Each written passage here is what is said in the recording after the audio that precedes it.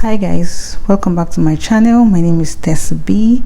I know most people are probably surprised by the title of this video. They're like, what? He got rejected by 19 schools.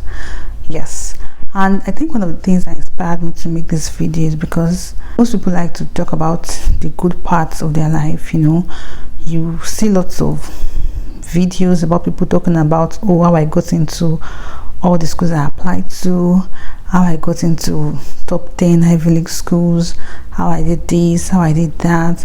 And even when you go to LinkedIn, you see so many posts about how I achieved this, that at the age of 21, which is fine, which is nice, which is okay. But I feel like people don't talk about the hard part, the challenges, and I think that's one of the reasons why I'm not a fan of LinkedIn. I don't like LinkedIn because I feel like most people there are not real, they are not truthful.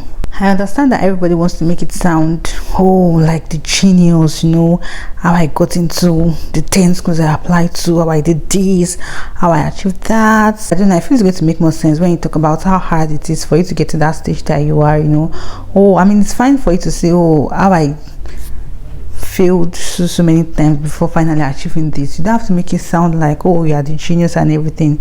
So yes, I applied to 20 schools. Initially, the plan was not to apply to 20 schools. So initially, I think I applied to 12 schools. Most of my application were master's degree. Okay, maybe I exaggerated a bit. It's not like I got 19 rejections. So those 19 decisions were both rejections and admissions without funding. So my first application, like I said, they are for master's degree, and I got lots of admissions without funding. So at the beginning of my application process, I was getting admission, I was feeling fly. That's really good to start admission decision with an admission, even if there's no funding, because it just increases your morale, it gives you hope. So initially, for my first decision, I was very happy. I was excited that, oh my god, I got admission and all of that. I knew there was no funding, but I was hopeful that I was going to get funding. And then after a while, the happiness just fades out, because when you get another admission, maybe like some weeks after you get another admission, and then it no longer looks like a big deal to you. At that point, you now become desperate for funding. So in my own case, I applied to I think 9 schools initially, and then I got like 4 or 5 admissions without funding and all of that. And then some of my senior colleagues started advising me to put in for PhD, because PhD application comes more with funding. Like they fund PhD applicants more than for masters. I started applying for PhD. When I was applying for masters and then I was getting admissions, I was feeling fly.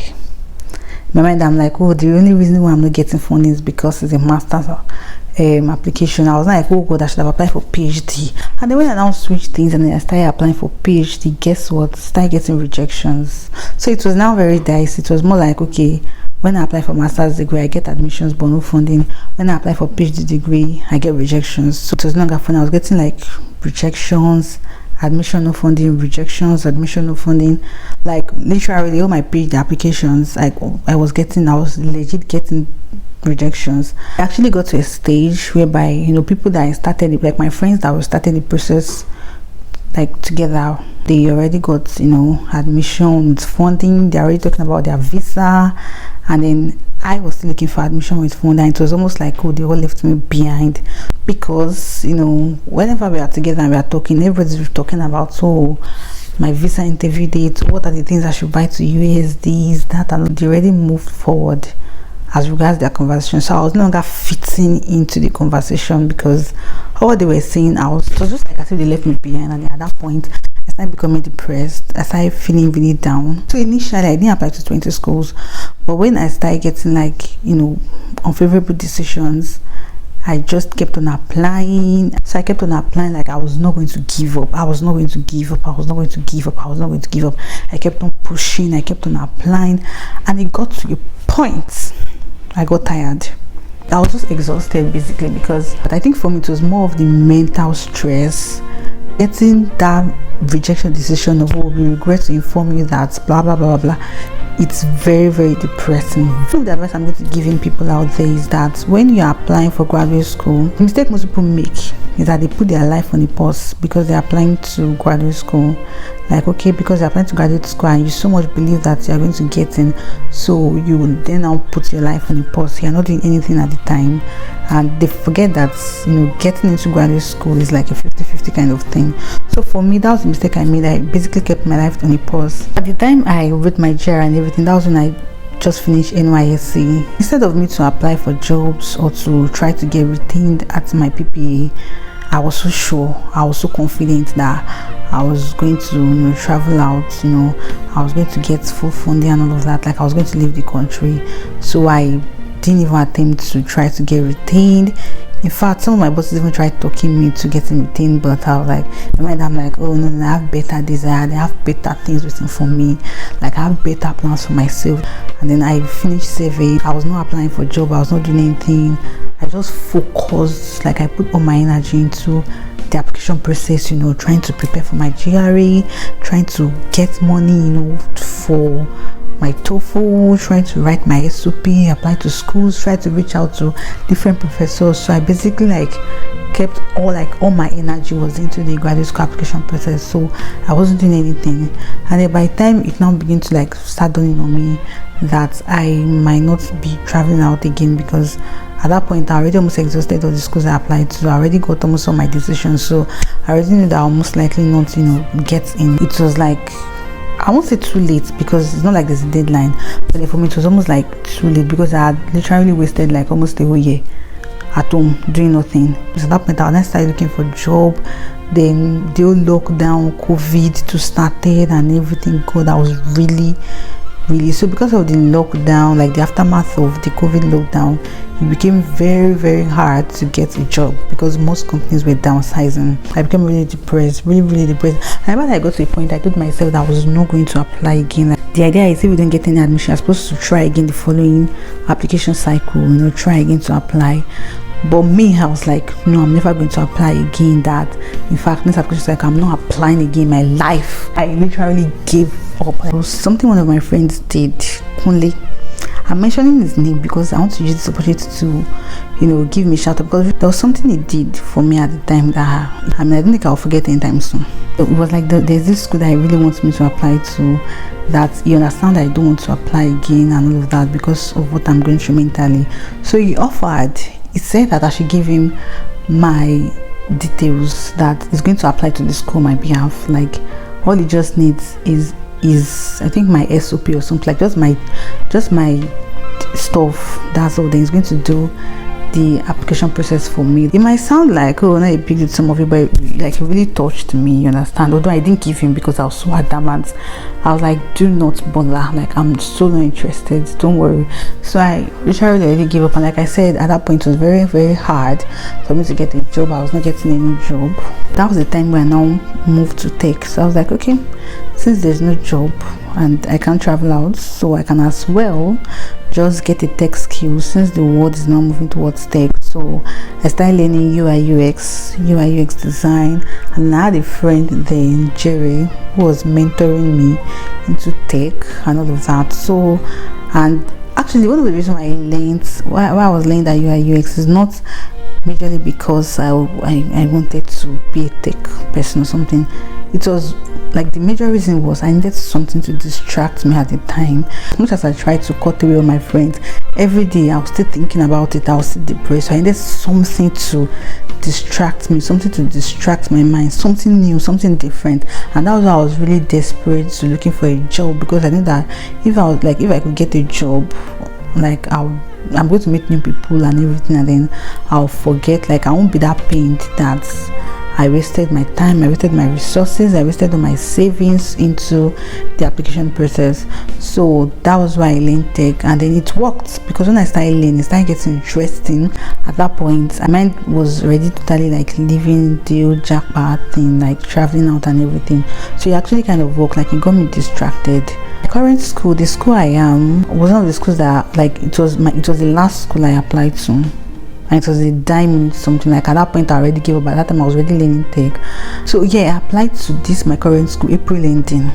So how did I apply to the school? It was this same Kunle that came to meet me, and then it was like, oh, that he wants me to apply to UAB. Of course, as usual, I was like, no, never, I am not applying. And it was like, no, that even if that be the last school, that I should please, that want me to apply to the school that he knows two people that they just gave admission to recently. I mean, at that point schools were almost no longer giving admission again for fall, because fall application already closed for most schools.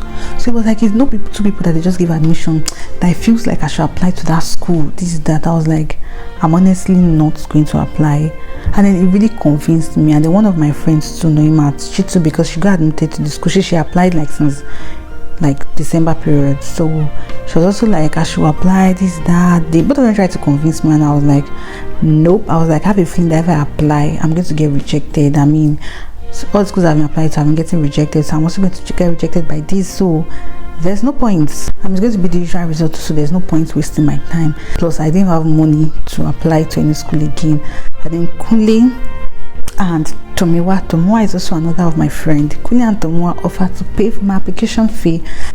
I was supposed to jump at it, right? Like, I mean, I don't have anything to lose. They are paying for my application fee. But I was like, no, there is no way in this world I'm going to allow you guys to pay for my application fee. Like, I am not going to apply, because I was just so sure that I was going to get rejected as usual. Normal thing. It already became normal thing to me. So I was like, I'm not going to apply. And somehow, three of them, they found a way to convince me to apply, and then I just applied. And 2 weeks after, I got admitted with funding. My admission was like a miracle to me. It was like a miracle to me, because schools that I had applied to since December did not admit me. School that I now applied to April ending. Like, I literally got my admission 2 weeks after I applied. When I got my admission letter that night, I can remember it was in the evening. It was in the evening. I just submitted the admission letter, and then they attached the PDF containing my funding letter and everything. It was like a dream to me. Like, everything just worked so fast. I applied today, I got my admission letter 2 weeks after. I got my visa 2 weeks after I got my admission too, because I was able to get my I-20 like maybe 3 days after I got my admission, and then 2 weeks after I got my admission, I already got my visa. Like, everything was so fast. The reason why I'm making this video is because, like I said, most people don't talk about the hard part, and they make it look like it's so easy. If I come here to tell you guys that, okay, I'm on a fully funded scholarship, I got straight admission from BSc to PhD, it makes it sound so easy, such that when people now want to try to follow your steps to also apply your smooth story, they tend to believe that, oh, that means it's that smooth, that means it's that easy, and it makes them give up so fast. It's just like somebody not preparing you for a battlefield. It's very easy for you to back off. It's very easy for you to give up, because you feel like, oh, there's something wrong with me, it's not supposed to be this hard. Like, it's very easy for you to feel frustrated. But when you've been informed and people tell you that it's very, very challenging, like, getting fully funded admission is not a lotto. It's not something that you just get via. You have to put in the hard work, and then even if you put in the hard work, it does not guarantee the fact that you are going to get it. It is what it is. I say something, a person will give up. Now in here for last. Like, if you give up, now you sabi, like, do not give up. Like, I'm not even trying to sound like aspire here or something, but I mean, the fact that I wouldn't say lucky, but I still got it, doesn't mean that person will. It might be the next application cycle when you try again. In fact, I knew some people then that it was their fourth application cycle of trying that they got it. So if you are applying and then you are getting lots of negative decisions, it's not something out of the ordinary. It is so normal. It is absolutely normal. Rejection is part of the process. Like I said, I didn't give up. Like, I kept applying, and that was why that school I applied to at the end of the day were 20 in total. Of course, like I said, I gave up at some point, but thank God to the people around me that kind of, like, helped me, pushed me and everything. But in your own case, you might not have anybody around you to push you, you might not have anybody around you to motivate you. It might just be you and yourself. You have to motivate yourself. You have to be your number one motivator. Something you can do, you can always reach back to those schools, ask from them that, because I did it a lot then, ask from them that, okay, why were you rejected or something. They will tell you, so that way you know things to work on, you know how to work better in your application process and everything. By the time you are trying again the next time, you'll be more informed. Do not give up. That's a summary.